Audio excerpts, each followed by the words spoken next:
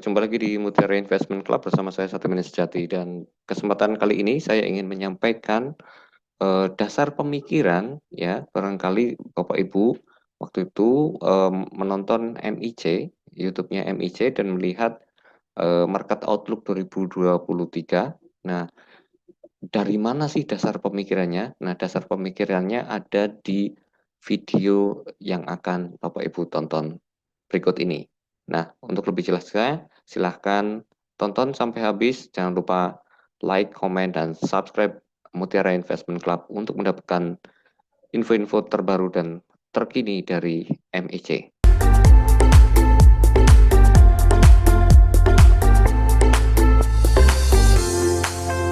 Saya nggak terlalu khawatir mengenai 2023. Apa Pak? Bukan berarti Yang bikin kita nggak perlu hati-hati ya. Kita tetap perlu hati-hati. Jadi prinsip kehati-hatian itu tetap.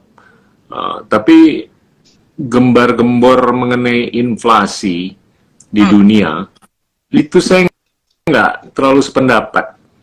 Karena kalau saya lihat data terkait inflasi itu kan didorong atau dipengaruhi oleh pertumbuhan peredaran uang. Semakin banyak uang, semakin tinggi inflasi dan juga ekspektasi inflasi. Tapi pertumbuhan peredaran uang itu udah nggak setinggi seperti apa yang saya saksikan di awal tahun 2021. Dulu tuh tiap bulan naiknya 27% di awal 2021. 2 bulan yang lalu itu udah turun ke 4% kenaikan uang beredar di Amerika Serikat. Ini kan yang khawatir mengenai inflasi ini di negara maju, Amerika Serikat dan Eropa Barat.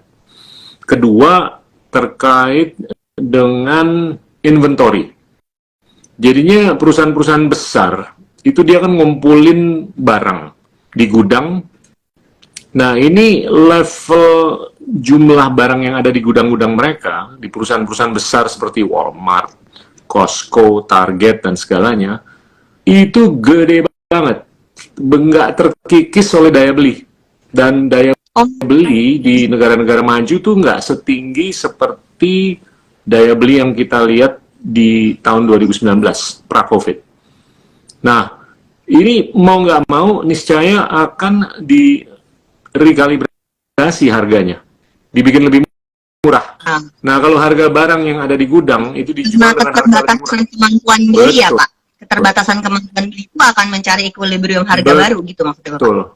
Jadinya saya melihat apalagi dengan kenaikan suku bunga yang sudah dilakukan Gubernur Bank Sentral di Amerika Serikat lebih dari 425 basis points atau 4,25% dalam hanya 8-9 bulan. Ini drastis, banyak banget. Jauh cepat ya. Saya berani memberikan prediksi bahwa inflasi di tahun 2023 di negara-negara maju itu nggak setinggi seperti apa yang mereka perkirakan. Kalau di Amerika mereka memperkirakan 4,5%, kalau menurut saya itu nggak akan lebih dari 3,5%. Dan suku bunga itu nggak akan dilakukan kenaikan lagi setelah pertengahan tahun depan. Nah, ini patokannya Amerika Serikat dan negara maju. Kalau Amerika Serikat dan negara maju itu sudah lebih mengalami normalisasi, ini akan berdampak ke Indonesia. Dan kalau kita terlalu khawatir mengenai dampak ekonomi global terhadap Indonesia, kita jangan terlalu khawatir. Itu gampang. Ngelihatnya dari keterkaitan ekonomi kita dengan ekonomi global.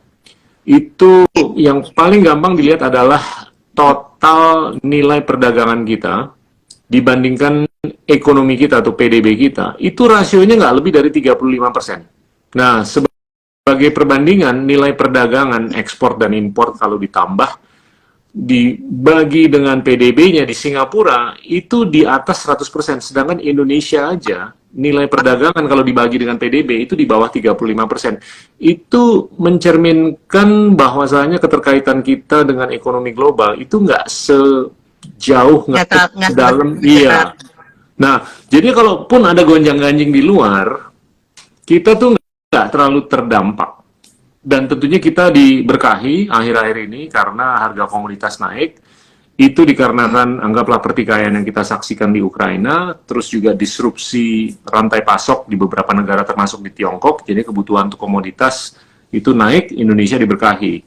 Tapi kalau nanti inflasi dan ekspektasi inflasi itu mereda atau menurun di akhir semester pertama 2023, suku bunga akan diturunkan atau tidak dinaikkan, itu akan membuahkan, kalau menurut saya, apa ya, oksigen untuk ekonomi Indonesia agar seluruh pilar-pilar ekonomi itu bisa bangkit.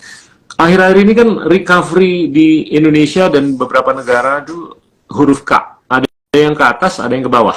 Nah, yang ke atas tuh komoditas, terus sampai beberapa bulan yang lalu digital, tapi yang ke bawah tuh banyak seperti properti, seperti FMCG, seperti jasa dan segalanya. Nah, ini nanti dengan penurunan ekspektasi inflasi, penurunan suku bunga secara global dan kawasan, ini nanti akan lebih merata pertumbuhan. Komoditas akan turun, tapi yang lainnya akan naik. Nah, ini bagus untuk Indonesia. Karena Indonesia ini kan porsi konsumsinya tuh gede banget terhadap PDB, 55%.